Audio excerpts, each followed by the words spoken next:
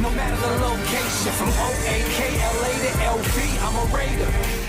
Got a special offer for you here. Get an FAB t-shirt at chatsports.com/FAB. It comes in white. It comes in gray. And if I know the nation like I think I do, these shirts are going to sell very, very quickly. You can get one today, right now, for only $23.99. All you got to do is go to the link that you see below on screen, chatsports.com/FAB. It'll be in the description. It'll be in the comments. Let's make sure AB knows to never mess with the nation again. Chatsports.com/FAB. All right, let's get into some questions now here. Make sure that you're using hashtag Raiders, or you can super chat. Kissman Michael, appreciate the super.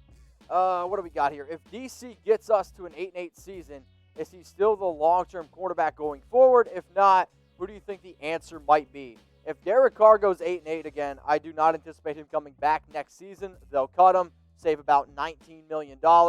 John has never really been somebody that drafted quarterback early on. In fact, the earliest he's ever taken a quarterback, 51 overall, which is the second round. If I'm being real with y'all, if I'm the Raiders, I don't go into the draft because there are so many question marks. It's so hard to be able to find a quarterback in any normal year of college football. It's going to be even harder, I believe, this year. So for me, I saw what the Green Bay Packers did to Aaron Rodgers. He's not going to be a member of that team next year. You go out, you get Aaron Rodgers for basically the same amount that you would have to pay Derek, because if the Packers trade Aaron Rodgers, they also have to pay part of his salary. So you get Aaron Rodgers for like $20 million, 3-year contract, $74 million. Yeah, give me Aaron Rodgers. Klissman, it's a great question. All right, let's go to the next question here. Make sure that you're using hashtag Raiders. Jacob, what's up, brother? Who do you think that out of last year's rookie class makes the Hall of Fame? I'm hoping at least 6 players. Well, 6 players is a lot, Jacob. If you were to ask me the player that I think right now is the most inclined to make the Hall of Fame, I'll probably go with Max Crosby, and the only reason is because from a statistical standpoint, his first year, the numbers that he put up, 10 sacks and 4 forced fumbles, there's only been, I'm going to say, 8 rookies to ever do that, and I believe 5 of them went on to win Defensive Rookie of the Year. I don't have the numbers in front of me exactly. If you do want to know who those other players are, it is on my Instagram. It's a post that I've made before. So out of the rookies I think is the most likely from last year, I'm going to go with Max Crosby. Casey the Sledge Storyteller. I have to vent, Mitch, okay? Coward first says that Carr is better than most. Says he is valid issues that it's because of multiple coaches, weak defense, but the NFL and recent improvements. So we're a little all over the place there with that one. Coward does go on to say that one of the reasons why Derek has the record he has is because the defense has been so bad, which is 100% true. The last time the Raiders had a top 20 defense, think about this, top 20 defense was 2010. That's not great whatsoever. And then, yeah, all the different coaches that's been thrown in there. I agree with Coward. The other point of me, though, is Colin Coward made a video the week before that and projected the Raiders to go 5-11. I don't think that you can say that Derek Carr is underappreciated and underrated and then say the Raiders are going to go 5-11. So, Coward, you can suck it. Giovanni Miranda, you're up next. If Tyrell Williams doesn't play the whole season, who has more production, Nelson Aguilar or Zay Jones? All right, I like this question a lot. So, you know what? I'm going to make this the pinned comment on today's video. Who's going to have the bigger impact this season? If you think it's Zay Jones, I want you to type ZJ. If you don't know what a ZJ is, you can't afford it. Or do you think it's Nelson Aguilar? I want you to type NA. So ZJ for Zay Jones or Nelson Aguilar NA. For those of you watching on YouTube, you're going to get with the YouTube ad break. Scrolling down, let us know. Chad Florentine, you're next up here on the Raiders Report. What position do you feel has the biggest battle for a spot? Right now, the biggest battle, I'm going to go out and say, is probably at the safety position between Eric Harris and between Demarius Randall. So over the weekend, there was a report that came out that said, look for both of these players to play basically 50-50 snaps. Both have been playing with the first team. Eric Harris, the bigger dude, 6'2", better in the run defense. He's going to play a lot of the snaps where if the Raiders are confident that the offense is going to run the football, you'll see Eric Harris out there. If it's a passing play, look for them to go a little bit more towards Demarius Randall. So right now, the position battle that I'm watching the closest, is that a word? Yeah, closest is definitely Eric Harris and Demarius Randall. I almost said closet, so I was losing my mind a little bit. Dale Webb Jr., one of my most loyal watchers. Shout out to you, Dale. Do you think that the Raiders would trade for Patrick Peterson? Right now, no. But if the Arizona Cardinals, who they are definitely a sleeper team at Chat Sports, and I think they're a sleeper team, we would all agree on that.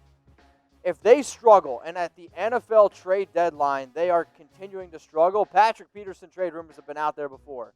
If the Raiders are winning and the Cardinals are out of it, yes, I do think that Patrick Peterson could be an interesting option. But that is also if they're not 100% confident in Trayvon Mullen and Prince Amukamara, because you don't go out, or Damon Arnette, you don't go out and trade for Patrick Peterson if Trayvon Mullen and Damon Arnette are playing well. Mr. Panda Express 420. Wow, with a picture of Rick and Morty. Rick and Morty is one of my favorite shows of all time. So if y'all want to shout out your favorite show, go for it. Hey, Mitch, who wins the starting defensive back job, Prince Amukamara or Arnette? Right now, it's Damon Arnette. So earlier, I'd made a position battle video probably about 2 months ago. I had Prince Amukamara. Right now, it's advantage Damon Arnette. He's been running with the first-team defense. He's looked a lot better in camp. Prince apparently has not been looking so good, so I'm going to give advantage to Damon Arnette. Super chat time. What up, Kenny? Much love, brother. Mitch, why we keep signing trash? I think you're looking for the word is depth. Yeah, they're not the big-name players, but this Raiders team wants to just find out what they have in some other guys, and I think by going out and signing some of these unknown edge rushers, they're still trying to push players like Cleveland Ferrell or like a guy like Arden Key. Are they signing the big-name guys? No. I know you might want them to go out and get a Jadeveon Clowney, but unfortunately, yeah, I don't think it's going to happen.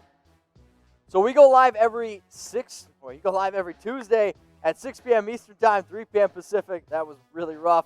If you haven't already, please hit that subscribe button and set a reminder. So if you want to see your questions featured on the Raiders Report, the ways that you do that are joining the live show. So join every Tuesday. We cover news. We cover Raiders rumors. We'll also do segments as well. The segment that I had this week on my live show was winners and losers from Tyrell Williams' injury. So go ahead, click that sub button, and make sure your noties are turned on. Diesel Power, what's up, man? If Derek Carr doesn't work, should we trade for Matthew Stafford, and would he be worth a first-round pick? So the Lions aren't going to trade Matthew Stafford. I think Matthew Stafford is a long-time piece there for Detroit. And even if they wanted to trade for him, I know his contract this year, if the Lions were to trade Matthew Stafford, it costs them more to trade him. I'm not 100% sure on his contract details next season, but bottom line is this. No, I don't anticipate them trading for Stafford. If you're going to trade for a quarterback, you go out and trade for Aaron Rodgers. That's the dude you go out and get because his contract is favorable because the Packers have to pay a lot of his salary if he's traded. Remember that. Klissman, another super chat. If you want to get on the show, super chat is the easiest way. Who do you think is the next Pat Mahomes that the Raiders could potentially draft? Sit and sit season behind Carr or Rodgers next year. So you're probably not going to like this answer. Patrick Mahomes don't grow on trees. You don't get many guys that have the arm talent, that have the ability of Mahomes. So is there ever going to be another Patrick Mahomes? Honestly, man, I'm not 100% sure. If I'm looking at the three quarterbacks that I like the most out of next year's draft, I like Trey Lance from North Dakota State. It'll be interesting to see where he goes because Division II football or FCS football I don't anticipate happening. Justin Fields and then Trevor Lawrence. The only issue with those two players is the only way you're getting one of those two quarterbacks is if the Raiders suck this year. I don't think that the Raiders are going to absolutely suck. I don't think they're going to be in the top 5 picks.